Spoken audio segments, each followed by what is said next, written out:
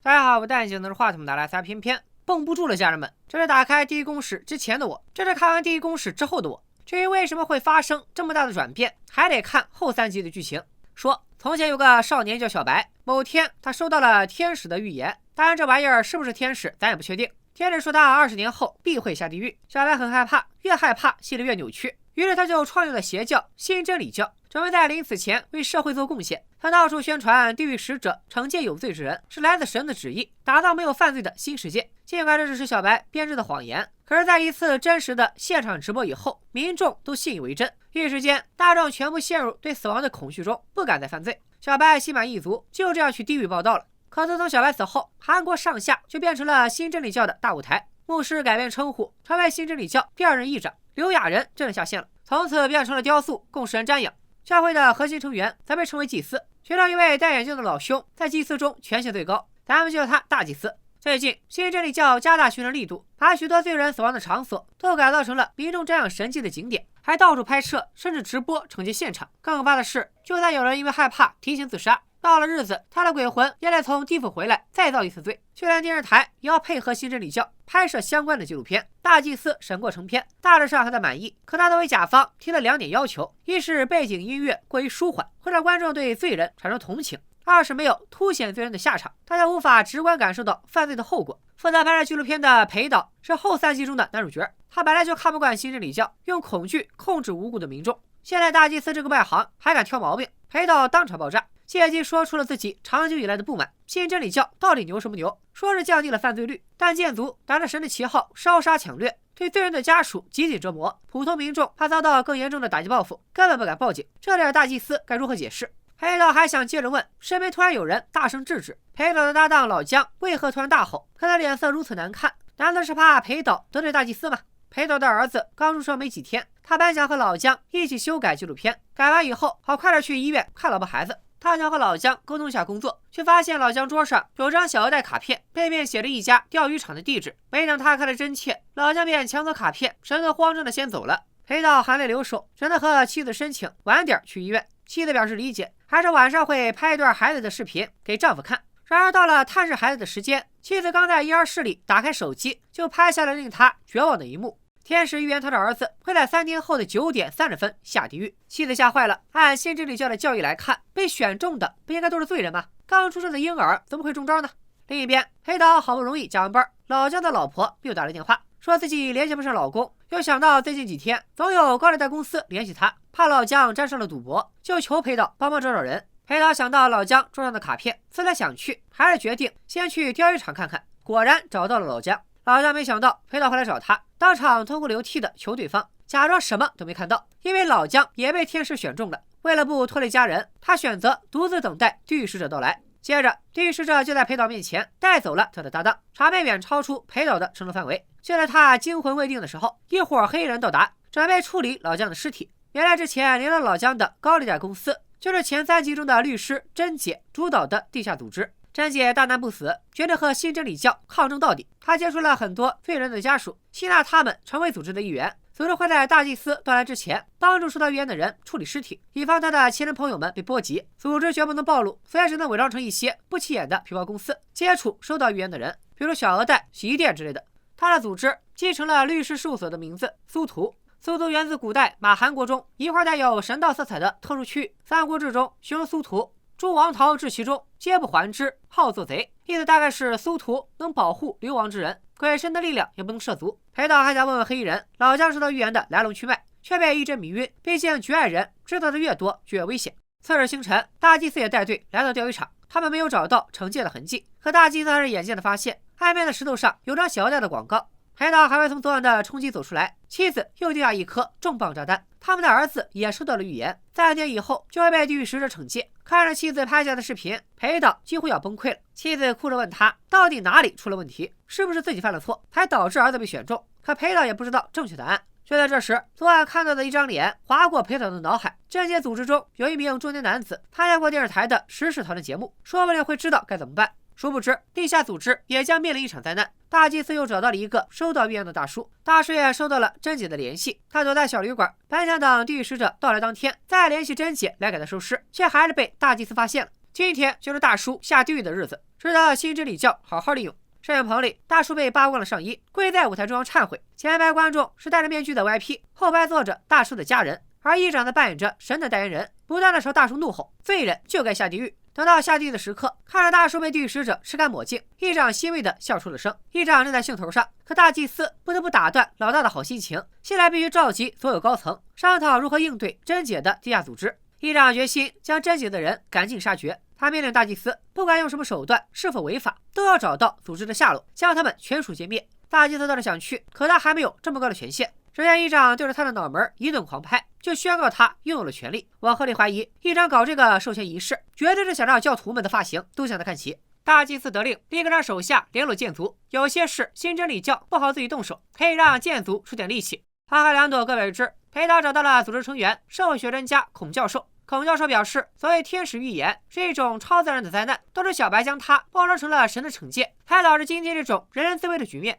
组织所做的一切，不过是为将死之人留有点尊严，让他们的家人能安静的生活。裴导听完这话，对孔教授产生了信任，拿出了儿子收到预言的视频。詹姐很快得到消息，和裴导紧急会面。他知道这是推翻新真理教的好机会，因为小白规定的100多条罪，全部都是人类凭借自身能够制止的罪行，比如偷拐、抢骗之类的。这其中绝不包含新生儿的原罪，或是母债子偿这种代替赎罪的规则。新真理教和其他邪教没啥不同，他们扩大对自身有利的预言，掩埋对自身不利的真相，就像大众都以为小白在环球旅行，实际上他早就下了地狱。灵魂人物本身就是虚假人设，可见新真理教毫无真理可言。要对抗势力庞大的邪教并不容易，詹姐不得不提出一个残忍的要求，希望裴导同意直播儿子的死亡现场，就像小白铺垫了10几年，靠担心妈妈的死亡直播才改变世界一样，他们也需要新生儿在众人面前被惩戒，才能让新真理教的威信崩塌，名誉扫地。这的确是个完美的计划，可身为人父，裴导不能接受任何人利用自己儿子的死，詹姐只好先留下联系方式，给裴导思考的时间。孔教授激动地从裴导离开时，先来解释贞姐并非想利用孩子，组织的每个人都有不堪回首的过往。贞姐虽然侥幸活了下来，却一直后悔没有阻止单亲妈妈的直播。孔教授的女儿和裴导的儿子一样，也收到了天使预言。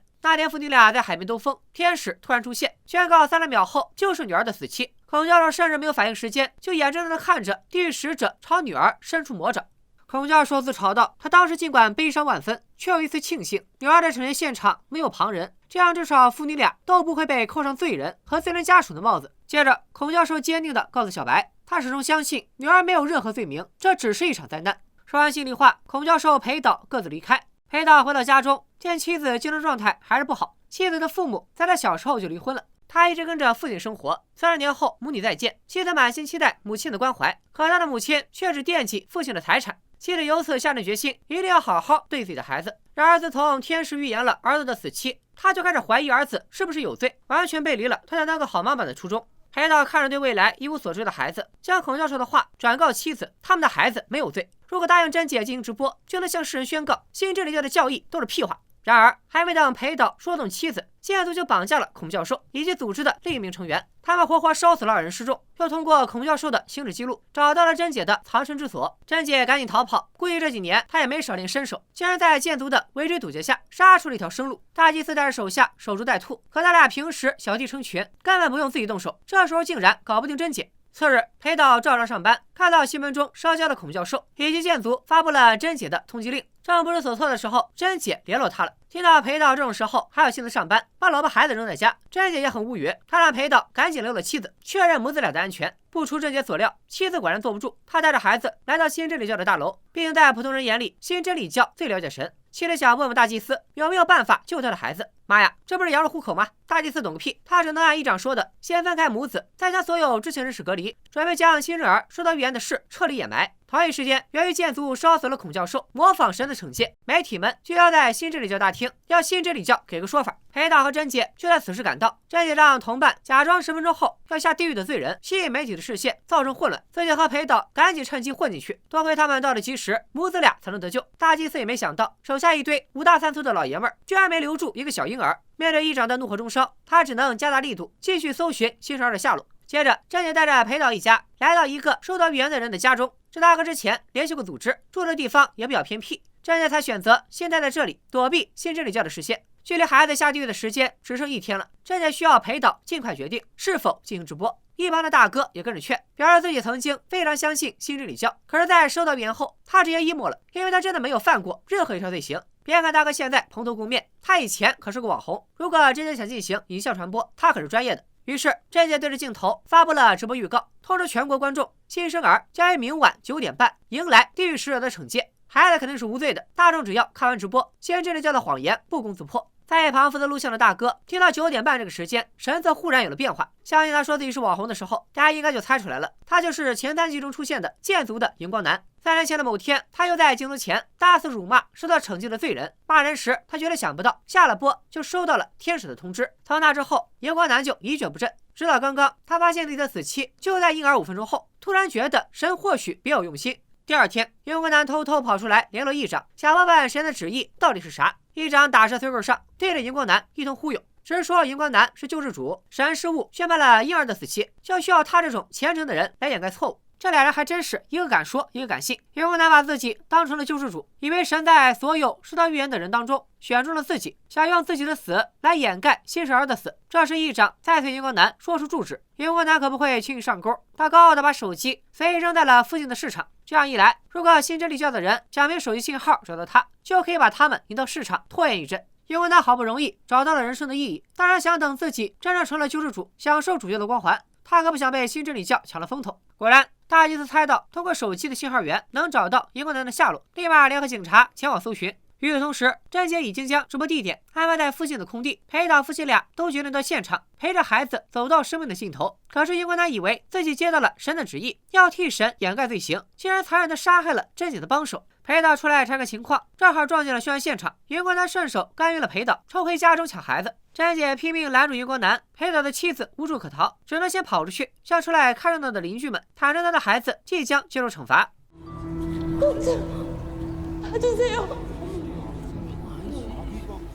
他万分不舍，但还是将孩子缓缓放在院子中央。母爱没有时效，没有期限，尽管和这个小家伙只有几天的情分，妻子还是想陪着孩子走到最后。9点半一到，甄姐刚撂到荧光男，地狱使者们就现身了。看了一群怪物走向婴儿，妻子再也控制不住母亲保护孩子的本能，她拼命抢过孩子，将孩子死死护在怀里，抵抗怪物的袭击。醒来的裴导也赶到了现场，为了自己的儿子冲上去和怪物搏斗。夫妻俩想尽办法，却因为力量太过悬殊，阻止不了这群大家伙。走投无路的裴导实在没办法，只能用废水管捆住自己和妻子，把孩子夹在中间，将爸爸妈妈全部的爱送给这个还不通人事的婴儿，直到地狱使者出手。这场面太残忍，甄姐也绝望了。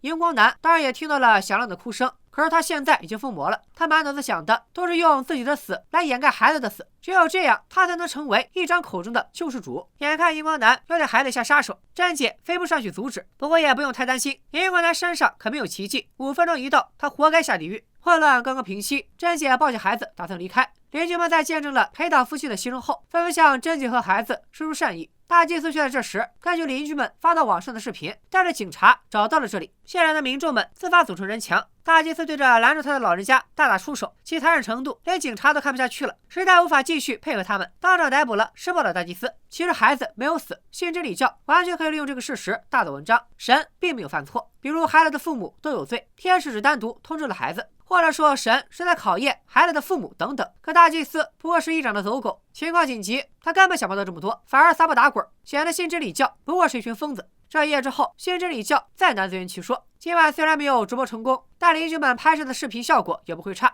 想必大众在得知无罪的婴儿收到了预言，地狱使者又错杀了他的父母以后，对新真理教的反对声将空前绝后。接着，甄姐抱着孩子坐上了开向远方的出租车，而甄姐带着孩子出发时，镜头转到了早已成为展览馆的单亲妈妈家中。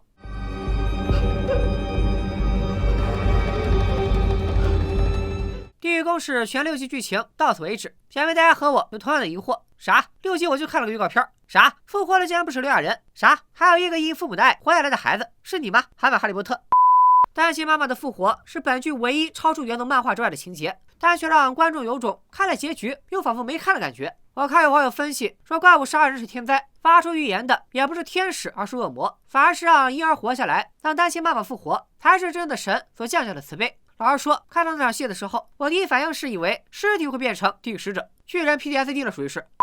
但顺着这个思路，再联想我之前解说的鬼怪，偏偏也想来一波大胆的脑洞。血龙说过，所有惩戒后的尸体都是超自然物质，那会不会有罪人在死亡以后都会脱离本体，化身怪物，加入地狱使者的队伍，受神的支配？只有他们惩戒的人数达到了 KPI， 才能大变活人，回到人间。而回到人间的他们肯定会向反派复仇，这样就能顺理成章的拍第2季了。其实不管哪种说法都只算过度解读，因为剧情中根本就没有对单亲妈妈的复活埋下什么伏笔，大家完全靠猜，也只能过度解读。所以我个人并不认为这个结尾是什么神来之笔，最后留下这么一个反转，有种为了反转而反转的生硬感。我觉得他就是为了方便拍续集故弄玄虚，说不定续集的故事怎么拍，这些坑怎么填都还没有想好呢。这部剧深度好像是有了，可对观众却不友好。好多人是抱着看李尔人的期待来的，可李尔人演了一半就下线了。照理说，他这个角色发挥空间很大，一个长期被预言的恐惧笼罩的人，辛辛苦苦编造了10几年的谎言，只为创造美好新世界，完全有资格展现更多的魅力。但他的布控也只到死亡为止，